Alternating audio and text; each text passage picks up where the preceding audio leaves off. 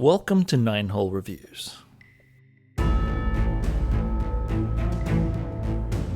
The Soviet Union under Russian leadership had developed one of the world's most efficient sniper doctrines using the SVD, the Dragunov Sniper Rifle, and they exported both, doctrine and rifle, to their allies. But what if Mother Russia wasn't very fond of you, and yet you still wanted to operate that effective Soviet sniper doctrine? Today we talk about 3 examples of the Dragunov we have at home, from the good, the adequate, and to the downright ugly. How well do they replicate the requirements of the Soviet sniper? And how do they perform as a whole? As a forewarning, Romanian PSL enjoyers will likely hate us at the end of this video, but the truth has to be told. So let's start with a base question. What makes a doctrinal Soviet sniper? Unlike the United States, that traditionally had a sniper section of 10 men under the headquarters company of an infantry battalion, Soviet snipers were a platoon and a squad level asset, with about 30 to 40 snipers per battalion, organically giving every squad a sniper. In other words, the Cold War era Soviets had 3 to 4 times more marksmen at the squad level unit, supporting infantry movement with a semi-automatic rifle, specifically the sniper rifle system of Dragunov, otherwise known as the SVD. So let's delve into the elements that make the Soviet sniper rifle in the 1970s.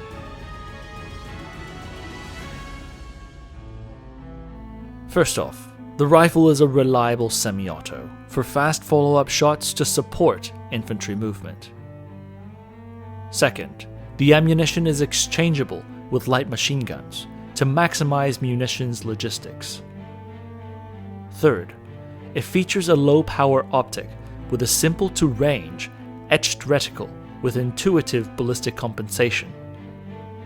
Finally, the rifle is somewhat lightweight, so the sniper can keep up with the infantry. And all this with the assumption that the rifle can engage point targets out to 800 meters. All of these elements contribute to a fast-moving marksman who is attached to the infantry for a direct support role, sometimes even standing in place of a machine gun to pin an enemy down. This is a role that the US military and NATO has later on labeled as a designated marksman after the Cold War during the GWAT years. But what if the Russians indeed would not give you the blueprints to make the Dragunov sniper rifle for whatever reason? Now, if you were China, you'd capture a Russian Dragunov from the Vietnamese and reverse engineer it to the Type 79. But in today's examples, these host countries modified the long-stroke Kalashnikov type rifle in some way to fulfill the requirements of a Dragunov-styled sniper rifle. So let's start off with what we consider as one of the best examples.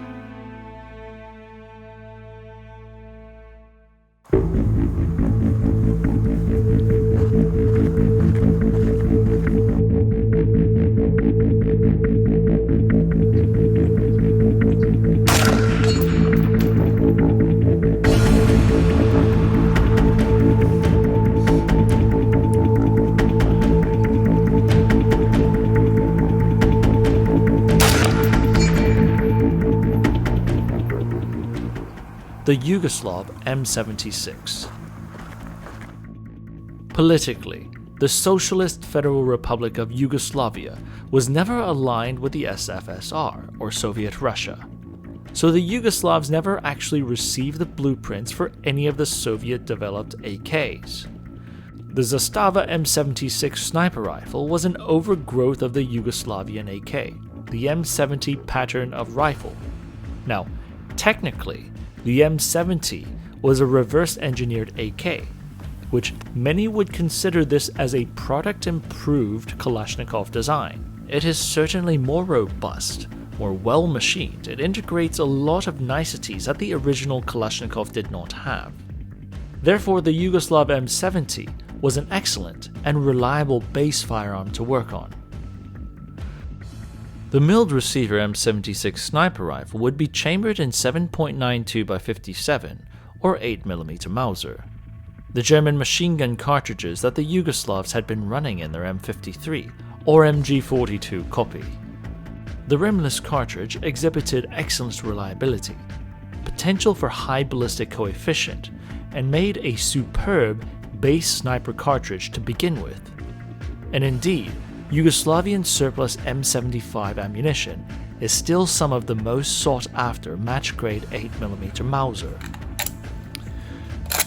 We did a heat stress test with a 198 grain ball ammunition to observe the rifle's accuracy under intense fire. Of the 4 groupings we did, we observed a very slight low to left drift as the rifle heated, but the group largely stayed in the same location once it heated up. Accuracy largely stayed between 1.7 to 2.8 MOA dispersion, and under heat with 8 to 10 shot groups, a very acceptable accuracy range. But if you compare this to our Dragunov video, the SVD held the grouping on target for longer and then shifted by the 28th shot. A very similar phenomenon to the M76. The rifle also has an adjustable gas system to tame the heavier recoil of the 8mm cartridge. Now, while the Xerox scope uses a similar ranging optic, the scope sits on the center line of the bore, eliminating potential issues for soldiers to get an incorrect zero at longer ranges, and is tritium lit for an 8 to 10 year illumination shelf life. Now, while the M76 is heavier, it is not too heavy, but more about 1 to 2 pounds heavier than the Dragunov.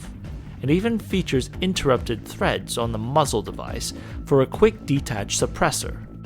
One of the downsides of this rifle, since it was based on the Yugoslavian M70, was that the last round bolt hold open was made possible by the magazine follower essentially jamming itself into the magazine.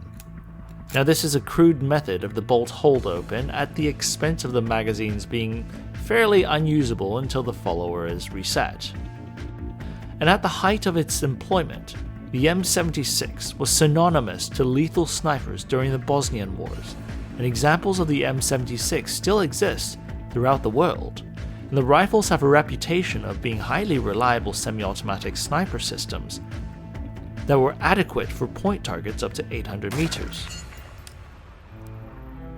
The M76 easily fulfills the SVD's requirements. It is a reliable semi-auto, and technically more reliable than the SVD due to the use of the rimless 7.92 8mm Mauser cartridge, which the cartridge is interchangeable with the machine guns and actually has better ballistics and a higher payload for explosive projectiles than the Soviet 54 rim.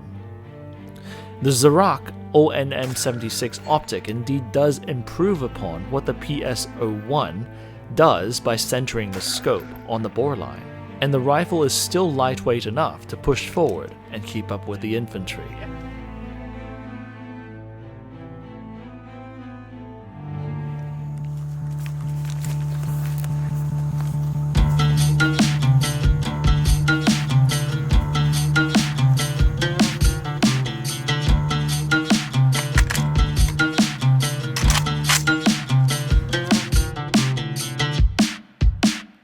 Now, an adequate example of what we could think of would be the Iraqi Tabuk Sniper.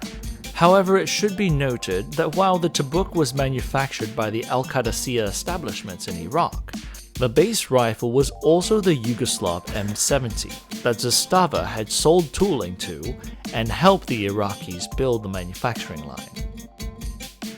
With an even further departure from the Soviet Dragunov, the Tabuk Sniper is most notable for being chambered in 7.62x39. While the engagement distance is greatly shortened by the use of 7.62x39, the logistics simplification and the magazine interchangeability means that the Iraqi marksman will always have ammunition as long as the unit has a supply for their main rifles. Also consider that technically, since the Iraqis largely use the RPK as base machine guns in automatic rifle roles, the Tabuk Sniper and the machine guns are technically drawing from the same source. Now, while the long barrel only adds 100 feet per second or so to the projectile, coupled with a long birdcage flash hider, the Tabuk has a side benefit of a very low flash and smoke signature while being fired. Now, whether this is intended or not, that is beside the case. Our example here is also shown with a Romanian LPS-1 scope. However, these are typically issued with a similar Yugoslav Xerox scope, with the same benefits that we see on the M76. However, one issue we've experienced with this Two River Arms reproduction was that the skeletonized stock developed a nasty crack. And so we don't feel comfortable running it through the same heat stress test.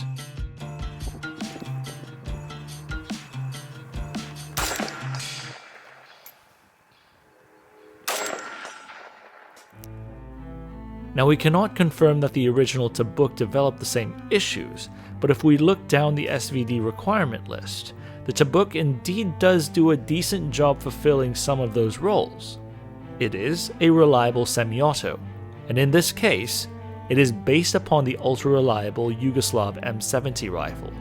The cartridge is indeed interchangeable with all the infantry weapons, including machine guns. The Xerox optic is indeed an improvement over the Soviet PSL-1, and the rifle is also very lightweight.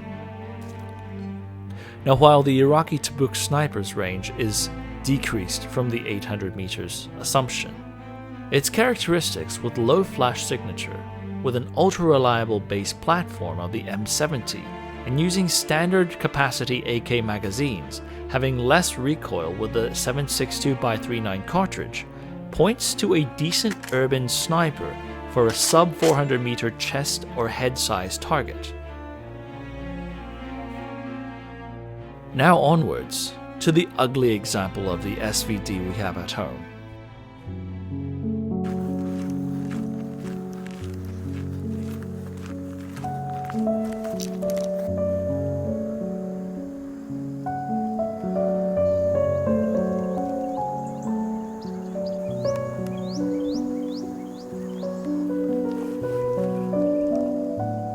The Romanian PSL. This is the third Romanian factory-built PSL that I've personally owned.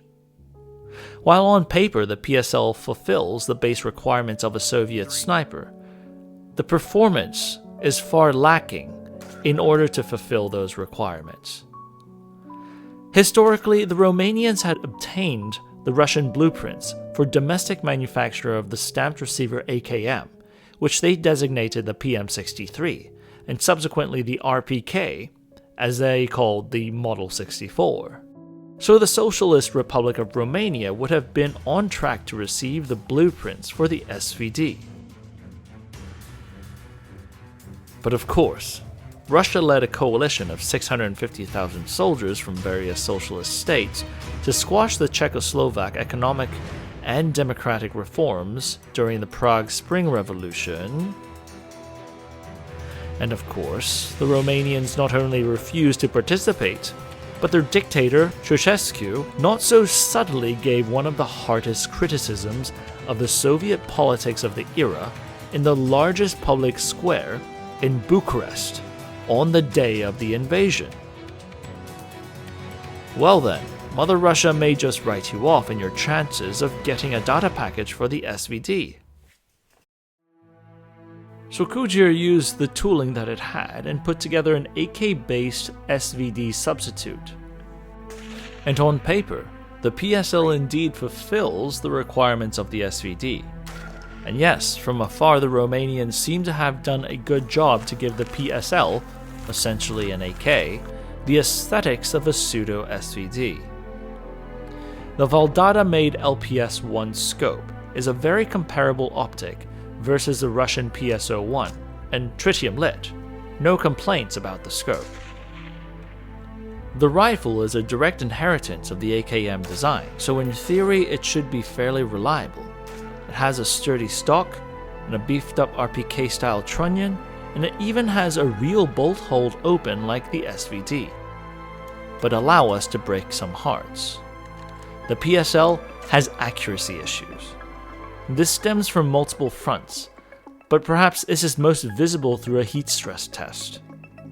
And on the side note, this rifle has already been altered with a 5-group 2-stage trigger and a KNS piston to accommodate a higher grainage match-loaded 7.62 x 54 rimmed ammunition. Like the M76, we grouped the PSL on 4 separate targets with 9 to 10 shots on each of the targets to observe the group size and the shift. 4 magazines were shot through the rifle with minimal recovery time between shots. Now look very closely. The rifle's first 7 rounds mostly printed inside of a 1.75 MOA cluster, which is actually not bad for an AK-type rifle shooting match-grade ammunition. However, you can see the rounds started to drift low on the last few rounds in the first group. And as the heat test continued, the grouping drifted even lower, stretched wider, ultimately stringing across the target paper in a 5.6 MOA grouping. If you were to stack the targets together, we're looking at a 6.2 MOA dispersion in a teardrop shape from the initial grouping cluster, and then the heat dropping the rounds low and stretching it very wide. Heat is absolutely the enemy of the PSL.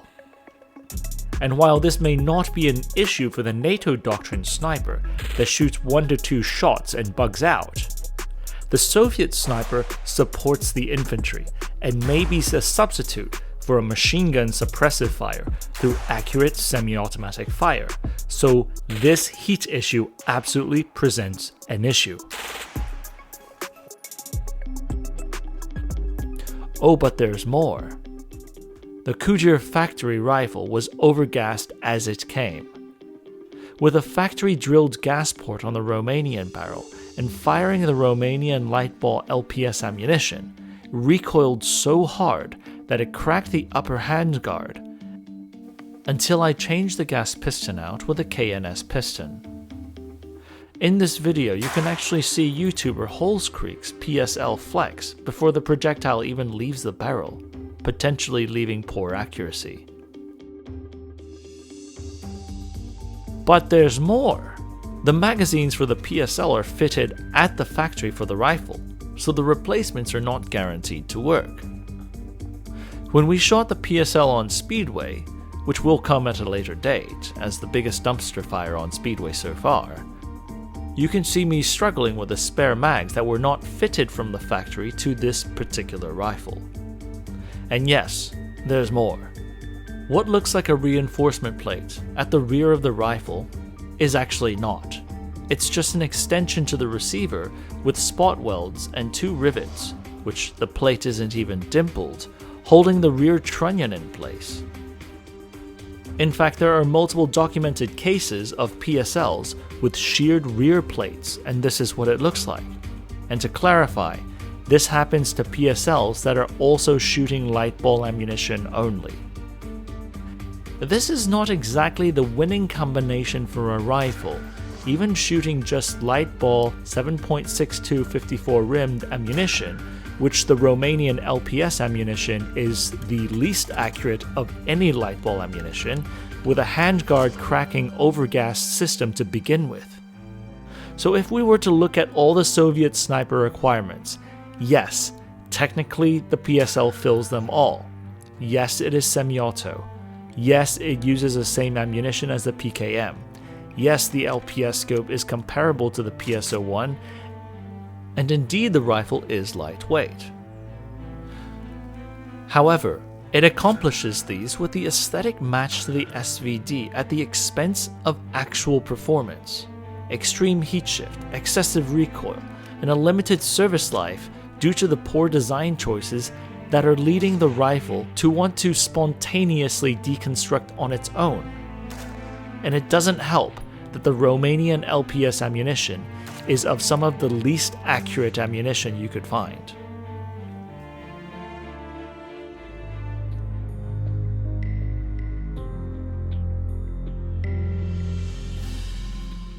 Now, as the world progressed and the Cold War drew to an end, the relationships between the East and the West thawed. During the GWOT days, NATO actually embraces the idea of pushing marksmen down to the lowest level and comes up with its own SVD we have at home. And in some ways, this exceeds the SVD's performance with systems like the M110, the Mark 12, he's still off, Tango's down, and in the Swedish case, even the AK-4D. But there is no denying that the Soviet Russo sniper doctrine, made so famous by the SVD, was copied by nations around the world. But now, it is here to stay under the new name, the designated marksman.